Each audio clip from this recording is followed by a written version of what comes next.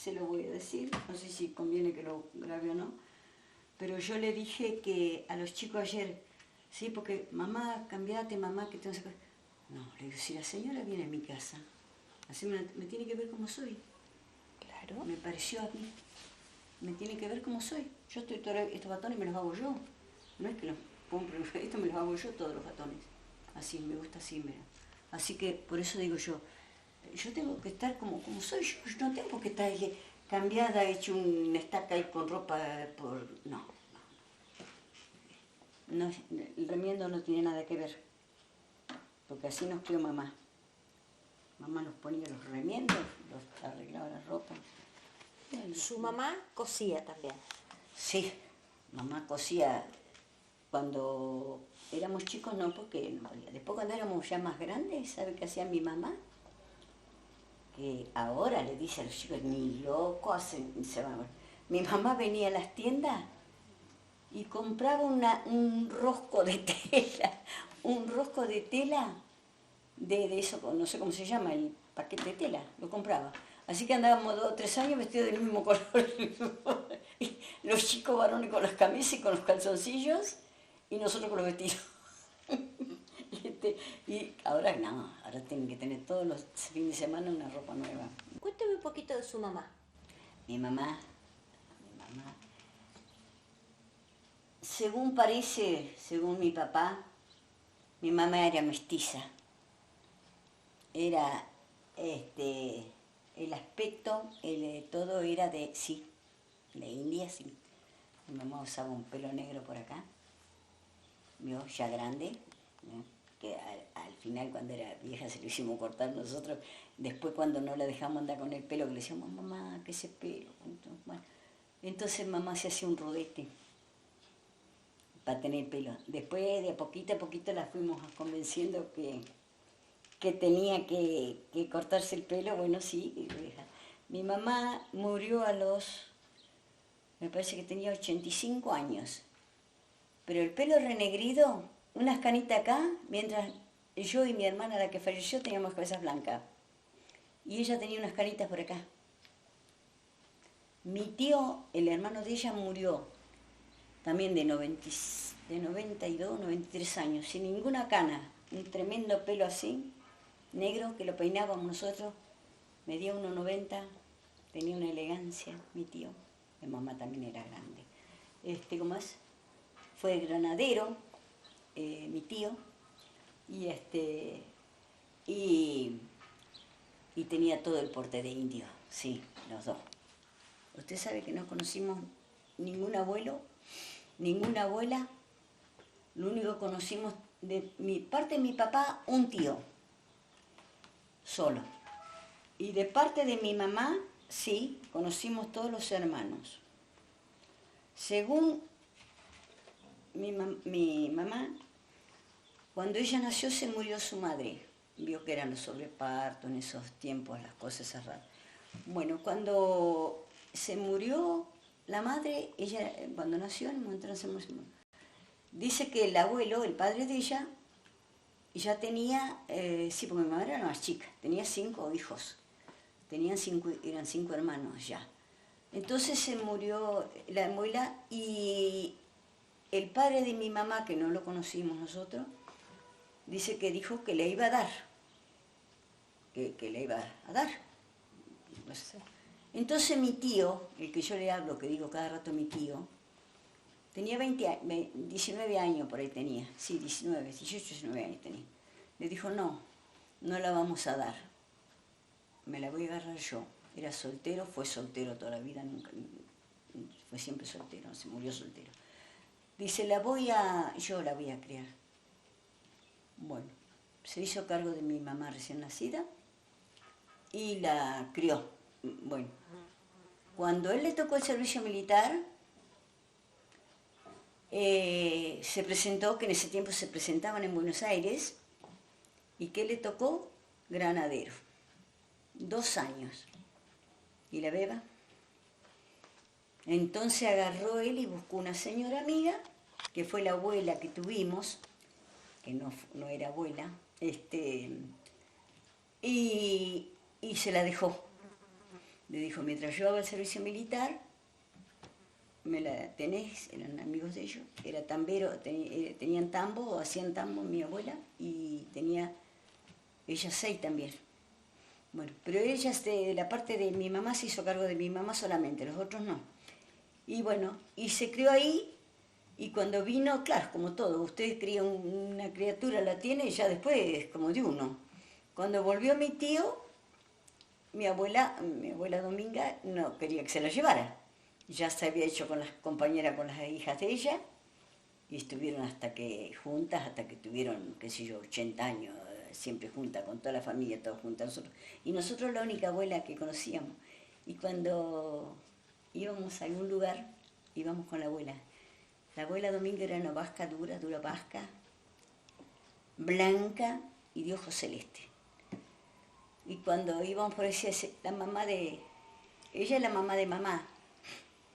La gente se quería morir, decía que no nos decía nada porque éramos chicos. Nosotros orgullosos de la abuela, como que era la mamá. Mi mamá era re morocha, bien aspecto de india, y se encontraban con esa mamá rubia.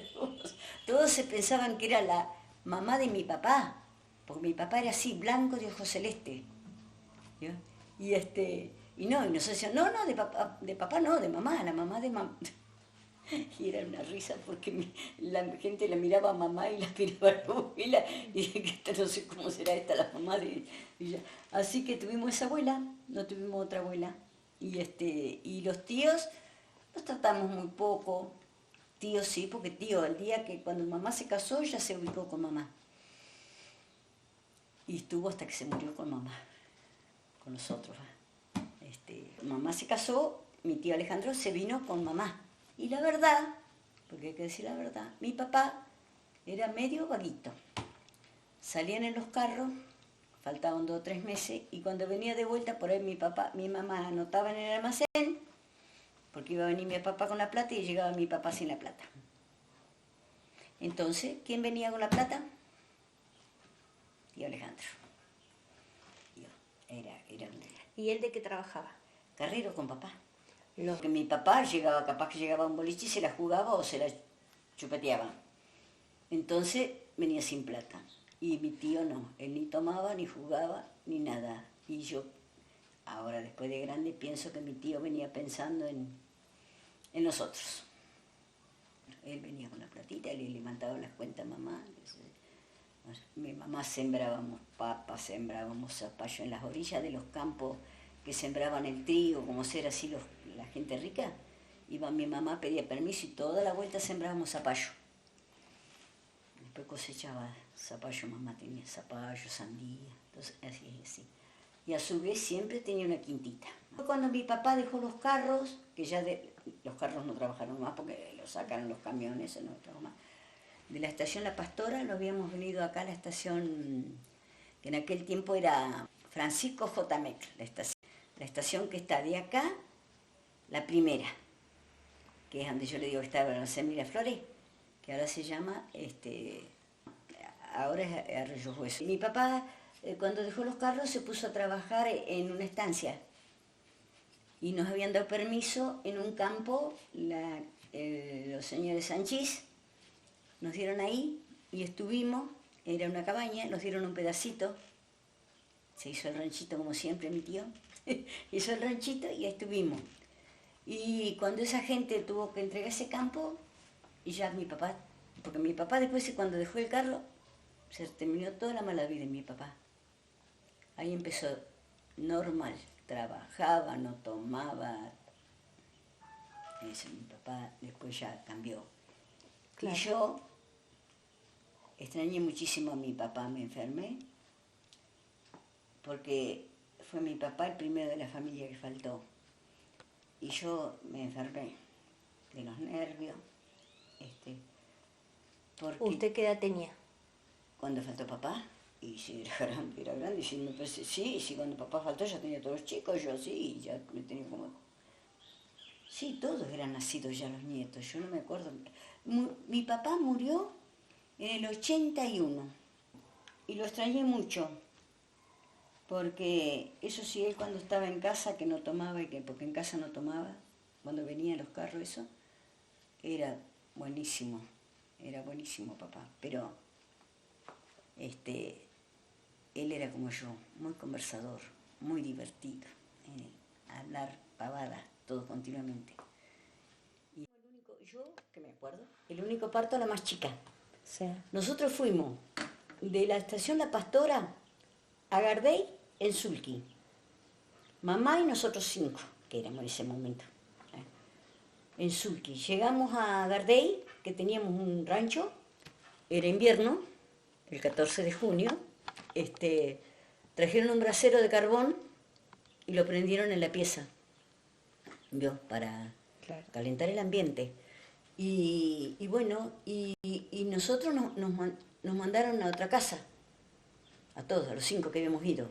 Nosotros no enteramos nada. Cuando vinimos estaba la beba, estaba mamá acostada y estaba la bebé ahí. Ya había venido la cigüeña, ya todo, ya se había ido la cigüeña, no estaba más la cigüeña. Y estábamos nosotros con mamá. Mamá tuvo, porque era, qué sé yo, como era antes. Mamá tuvo la nena. Y habremos estado 2 días, 3 días. Nos subimos todo al sur y nos vinimos para el campo. Mamá, la beba, nosotros. Nosotros contentos a contarle a papá que con la nena. Ahora yo digo, yo tenía 5 años, no me di cuenta que mamá tenía panza. Qué sé yo. No, yo le digo que era, ahora es demasiado, pero antes también era. Pasaron los dos extremos. Pasamos de ser. Nosotros nos sentábamos los 6 en la mesa con papá y mamá y no podíamos hablar. No teníamos que hablar. Y éramos grandes, teníamos que estar callados, comiendo. Si hablaba alguno, así una pavada de chico, papá tenía una palabra. Auxilic. No sé qué quería decir, nadie hablaba. Bueno. ¿Cómo era? Auxilic, decía papá. Igual cuando a la noche gritábamos, jugábamos, o estábamos gritando, jugando, nos pegaba ese grito y nos quedábamos todos como si nos hubiesen cerrado la boca. Y siempre nos dijo así. ¿Y qué sería? ¿Qué querrá decir? Para nosotros era callarse la boca. Pero no sé qué palabra de qué sería, si sería de vasco o de indio. No sé si se la enseñó mamá o se la había traído él de su raza, vasca español. Y no hablaba ninguno. Y por él nos tentábamos de risa. El que se entraba de risa se tenía que levantar y se tenía que ir sin comer. Se tenía que levantar de la mesa e irse. No nos pegó papá jamás, nunca, ni siquiera hacía nada. Pero papá decía, venía a visita, entraban en toda la cocina, se sentaban, papá hacía así, nos miraba todo, uno por uno salíamos, uno tras de otro. Y si alguno se quedaba, no por escuchar, porque no teníamos intención de escuchar, por ahí salíamos a la puerta del rancho y nos quedábamos en el suelo jugando ahí en la tierra o eso, salía papá. Ya esperamos, pues ya más lejos no estábamos bien, más lejos. Era demasiado eso, era demasiado.